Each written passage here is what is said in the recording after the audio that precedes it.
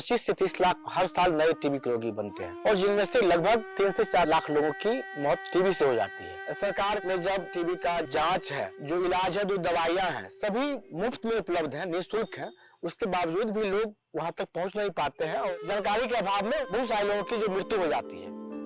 मेरा नाम अमरनाथ है। मुख्य रूप से जो हम लोगों का काम है वो एक्टिव केस फाइंडिंग के ऊपर काम है। इसमें हम लोग क्या करते हैं कि पहले समुदाय के लोगों को जागरूक करते हैं कि टीबी के लक्षण क्या है और टीबी का इलाज संभव है और ये सरकार में सभी निःशुल्क उपलब्ध है। ऐसे व्यक्ति जिनको 2 हफ्ता से अधिक से खांसी हो रही है, बुखार लग रहा है, तो ऐसे लोग अगर उनको दिखते हैं तो हमें सूचित करें या अपनी आशा दीदी को बताएं या नजदीकी स्वास्थ्य केंद्र में भेजें। सरकार में जो ग्राउंड पे जो स्वास्थ्य कार्यकर्ता के रूप में हमारी आशा वर्कर होती हैं, जिनका काम स्वास्थ्य से जुड़ा होता है। जब इतनी सारी सुविधाएं हैं, सब कुछ है, उसके बावजूद यदि लोग टीबी से मर जाते हैं तो ये ठीक नहीं है। इसी सोच को लेकर के हम लोगों ने एक्टिव केस फाइंडिंग के ऊपर काम किया। गाँव की आशा दीदी, हमारे जो ग्रामीण चिकित्सक भाई हैं गाँव में, चुने हुए जो इलेक्टेड मेंबर हैं, उनकी मदद मिलती है। जो हमारे CHO जो सरकार द्वारा जो नियुक्त है गांव में हेल्थ वेलनेस सेंटर पे, उनकी मदद से, और जो हमारे पुराने टीबी के रोगी जो दवा खा चुके हैं, उनकी मदद से हमें काफी सारे नाम मिलते हैं।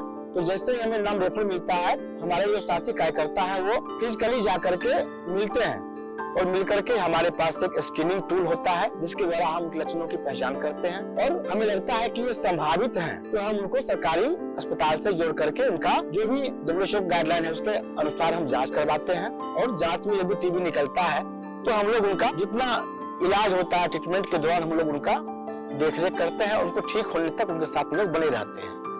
1000 के आबादी पर हम लोग आशा है, जाते हैं फील्ड में तो माँ बच्चा और सबको स्वास्थ्य विभाग में देखते हैं।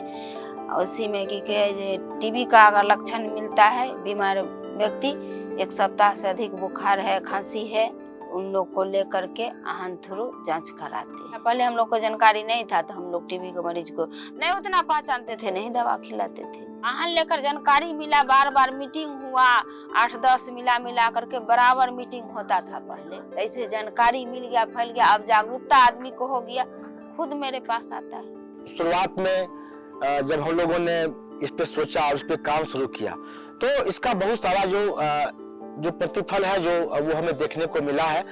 हमें याद है कि हम लोग जो 2010-11 में जब शुरुआत किए थे तो हमारे गांव पास में ही एक मुसहरी था जहाँ पे एक 12-13 साल का बच्चा था, उसका नाम कुसो था। उसको पेट वाली टीबी थी, उसका पेट बहुत फूला हुआ था और इतना तेज दर्द था कि वो लग रहा था कि ये बच्चा अब ये बच नहीं पाएगा। तकलीफ ना तो कुछ रहे कर छटपट करत रहे, गाड़ी में एकदम सफा, एकदम गोर हाथ टाट कर सीट पर सुतैने छी आ जांघ पर मुड़ी ओकर देने छी। पेट में से सारी सिरिंज से डिब्बा में घींच के एक डिब्बा के निकाललक। करीब वो 20 दिन बच्चा वहाँ पे भर्ती रहा और जो है सो बच्चा ठीक होकर के वापस आया गांव। कुछ ठीक हो गए हन, कुछ ठीक हो गए हन, तब परदेश बाल बच्चा भेले तो परदेश कमाए लगे।